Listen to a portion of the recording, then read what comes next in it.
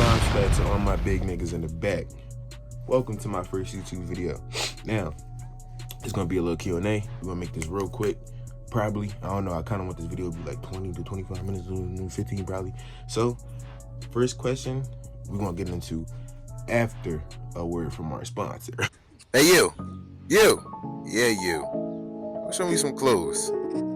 Yeah. Hurry up. Huh? Affliction? McDonald's? Get that shit out of here, man. No. Nah. Show me something else.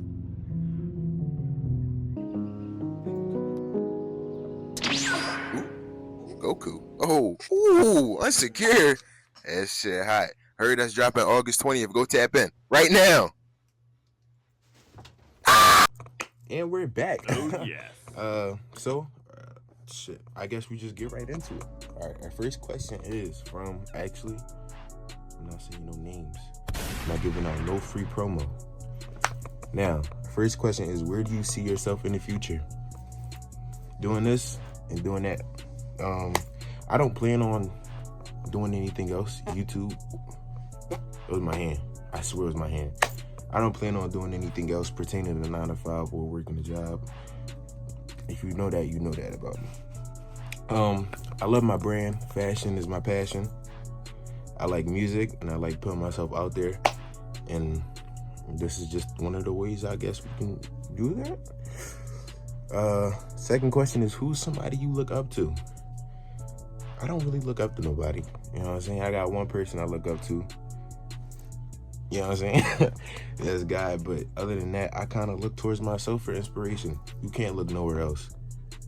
You can't look nowhere else for nobody. But if I was to think of some people that would probably be my inspiration for YouTube, I'm gonna say Logan Paul. Yes, I was a low gangster. I was a part of that whole little Maverick Nation, everything, all that shit. And then we had Quan.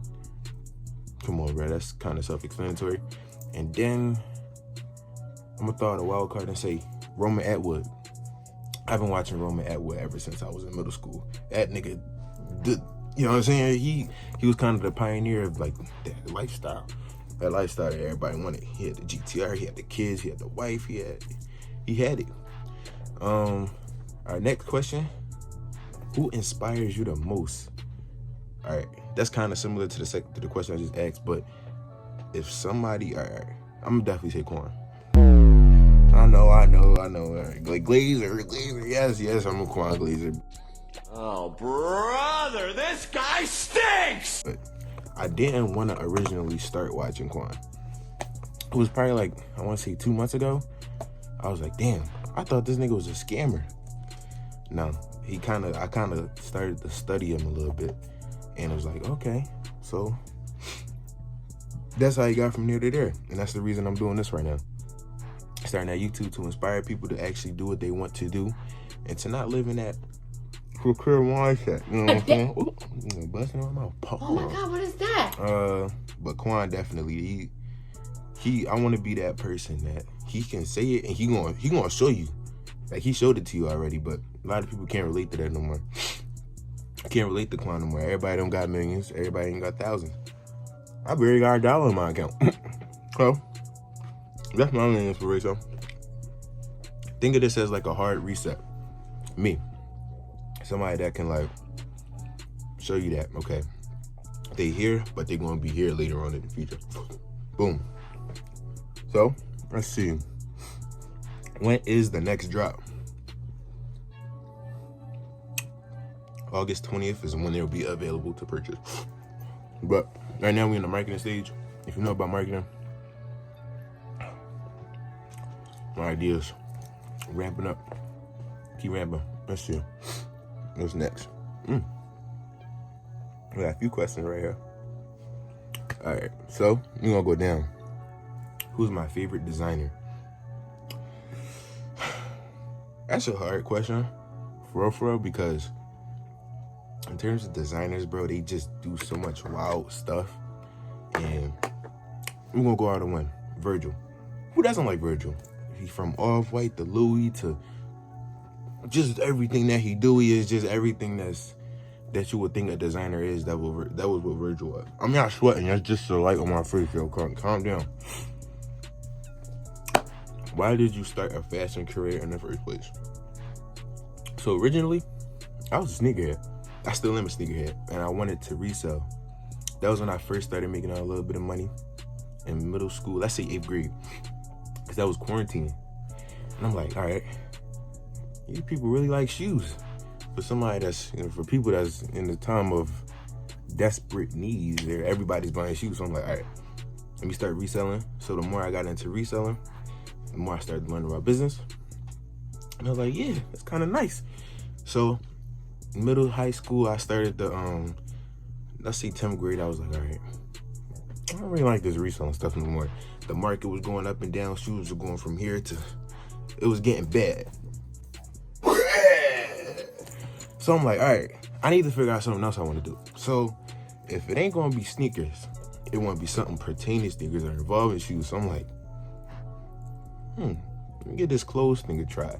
And during this time, it wasn't a lot of clothing brands, but it was a lot of clothing brands, you know what I'm saying? It was like starting to ramp up a little bit. So I'm like, all right, what am I going to do? I don't know nothing about clothes. I don't know nothing about anything. All I know is shoes and GOAT. I can't. So I'm like, all right, damn, what am I going to do?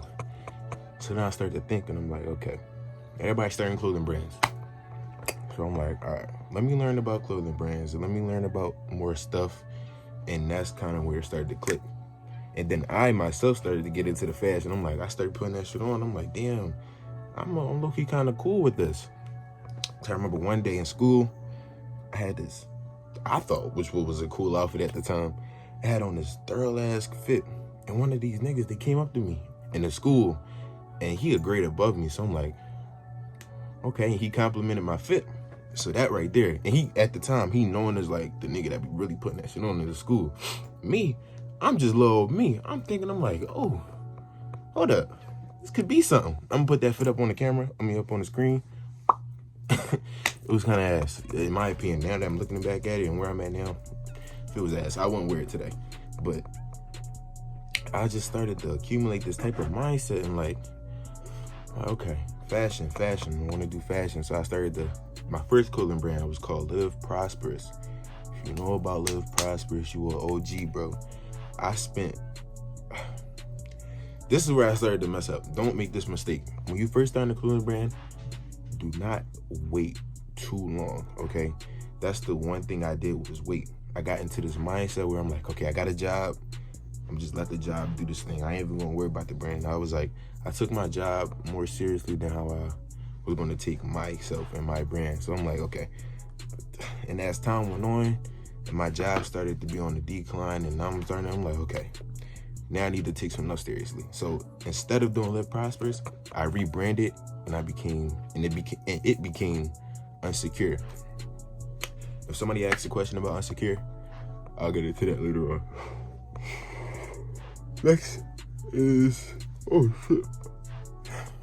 Can you create custom feminine pieces as well, like skirts and Now, your boy, he had the sewing machine right there. I started sewing. I started my second clothing brand, which is not a clothing brand. It's an art gallery. That's how I see it. I don't really want people to buy, but if they do want me to make something, I'm gonna make it for them. I got prices and everything, but that's not really what it's there for. It's there for people to see that, okay, this is kind of cool, and then just swipe off. I don't really want that to become like something, but that right there is like, if you want me to make you some like skirts or a crop top, I can make anything you can think of. You know what I'm saying? I self-taught myself off of TikTok University. You know what I'm saying? So I taught myself how to sew. Now with the other brand, Unsecure, yes, I will be making feminine targeted pieces, but a lot of my pieces will be unisex. Like, everybody can wear them. If you a girl, boy, or What do you mean by that? you can wear it. You know what I'm saying? There's no type of gender to my clothes. Everybody can be fresh. Everybody can be fly. You can do it for a good price. Next question.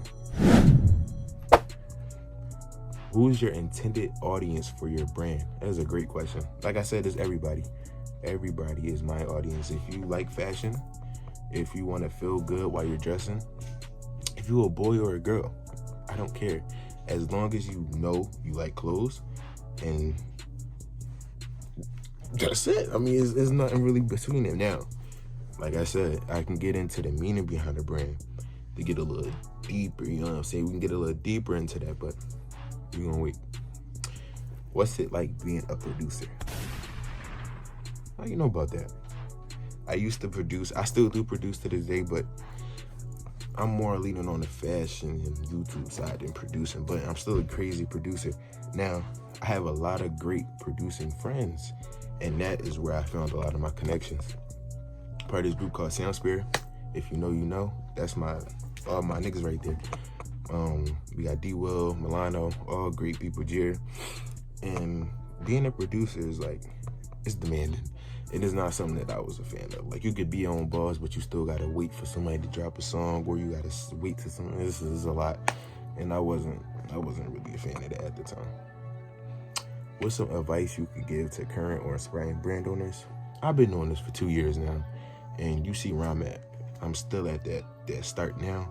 I can say one thing about myself is I rebranded and I restarted. So the point that I'm at right now, I can give you advice, but I can't really back it up. I can give you a lot of advice. And one thing I would say is, like I said earlier, don't wait too long. Grow and evolve with your brand. You don't want to be stuck in that same mindset of slapping a logo on a shirt, or, you know, just find your niche, find what you want your brand to kind of be a part of, or how do I explain it? Find what you know other people would like and what you like as well.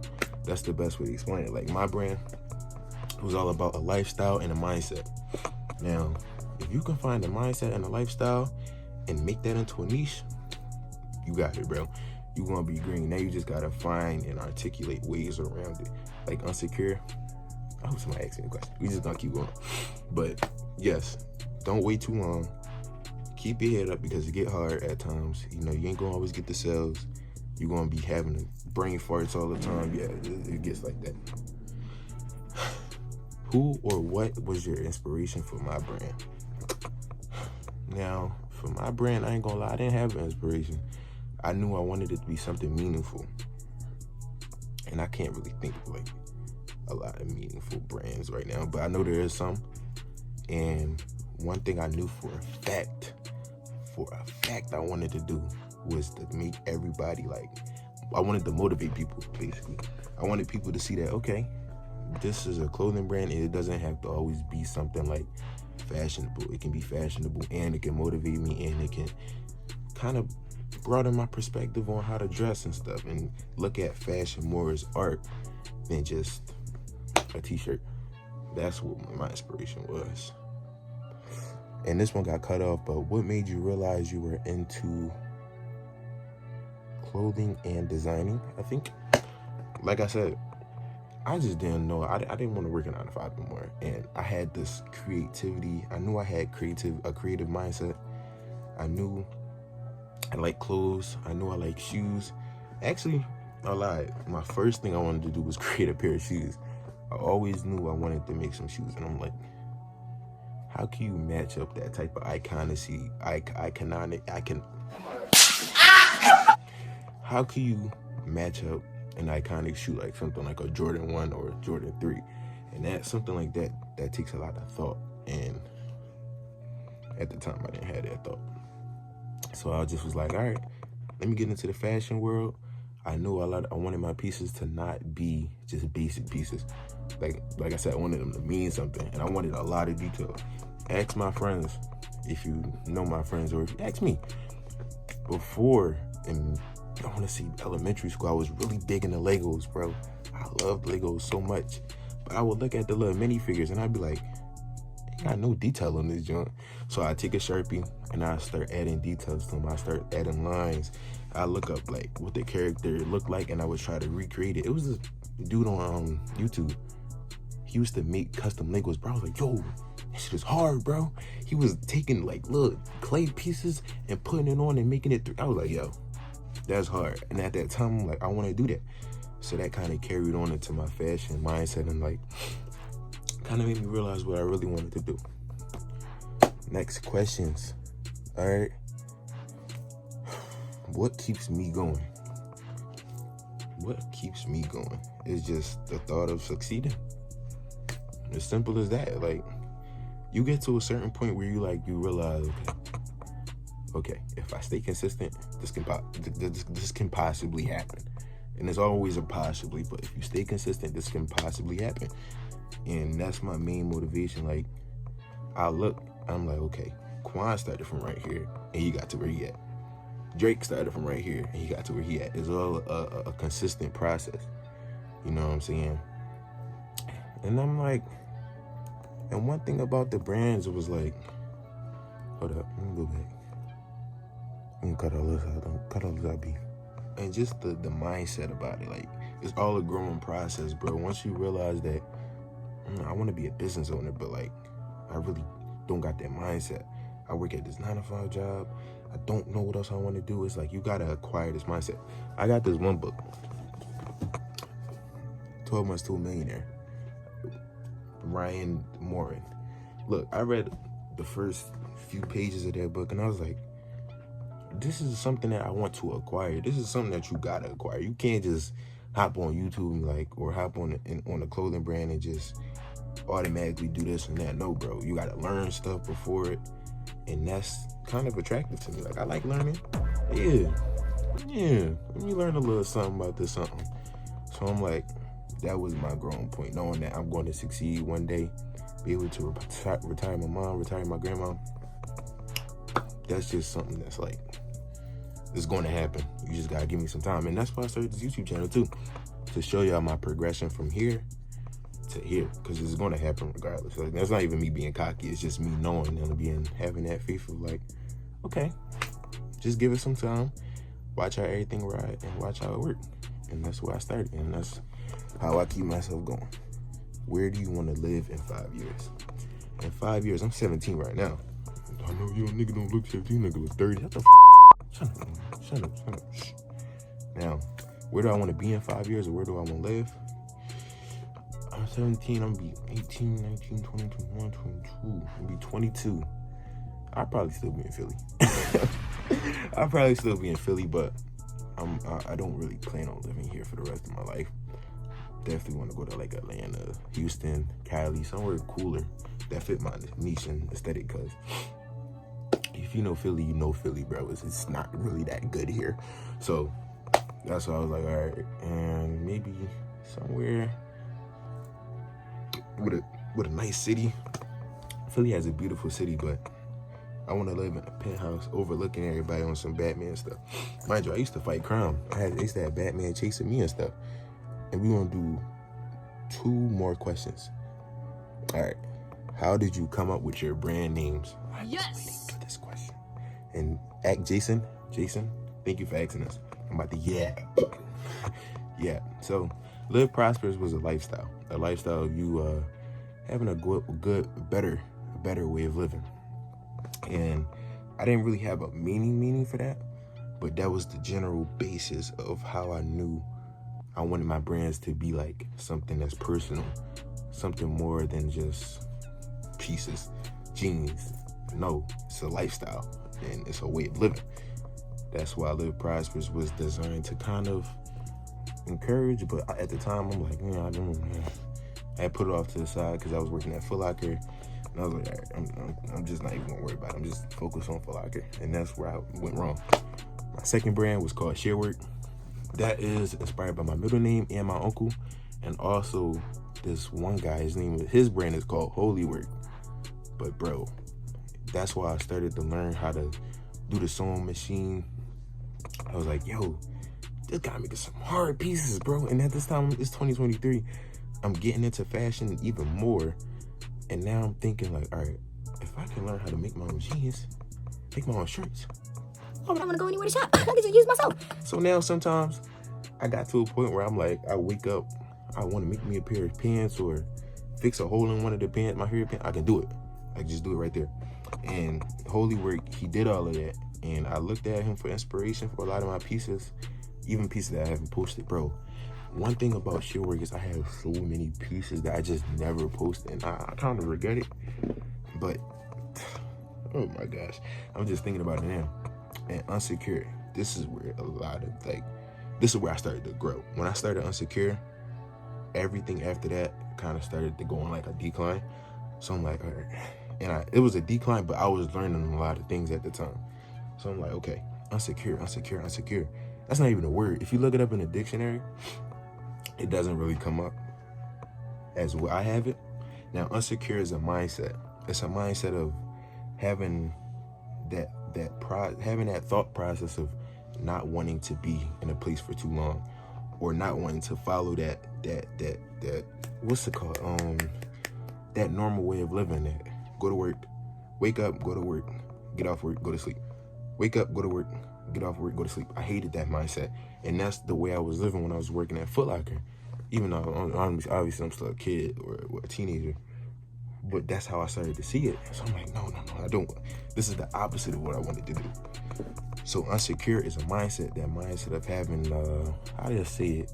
Having more of a free and open mind to do stuff that nobody's ever seen you do, or nobody's ever seen done in their family, or to be that beacon of hope for whoever you want to be that beacon of hope for. But it got to start with you. You got to develop that Unsecure mindset.